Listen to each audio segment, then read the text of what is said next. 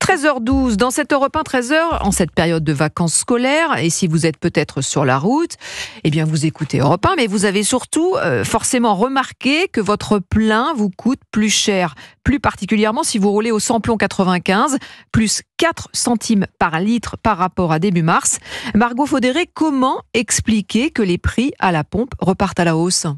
Eh bien, la première explication, c'est ce qu'il se passe en ce moment aux États-Unis. C'est ce qu'on appelle la driving season, comme le décrit Olivier Gantois, le président de l'Union française des industries pétrolières. À cette époque de l'année, les Américains utilisent davantage leurs voitures, ce qui augmente la demande en essence sans plomb et qui a tendance à faire monter les prix par rapport au gazole. La deuxième explication, c'est la hausse du prix du baril de pétrole. Il a pris 5 $ depuis le mois dernier.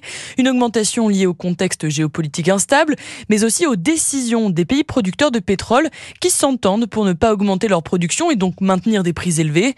Et même s'il est difficile de prévoir précisément l'évolution des tarifs à la pompe dans les mois à venir, pour Olivier Gantois, il pourrait rester à leurs niveaux actuels. Le prix le plus déterminant pour les produits pétroliers, c'est le prix du pétrole brut qui est un prix mondial. J'ai tendance à penser que les prix pourraient rester relativement stables et si c'est le cas, les prix à la pompe resteront également stables. Une bonne nouvelle pour l'exécutif puisque des prix supérieurs à 2 € le litre déclencheraient le versement de l'indemnité carburant, ce qui n'arrangerait pas nos finances publiques. Margot Faudéré du service économie d'Europe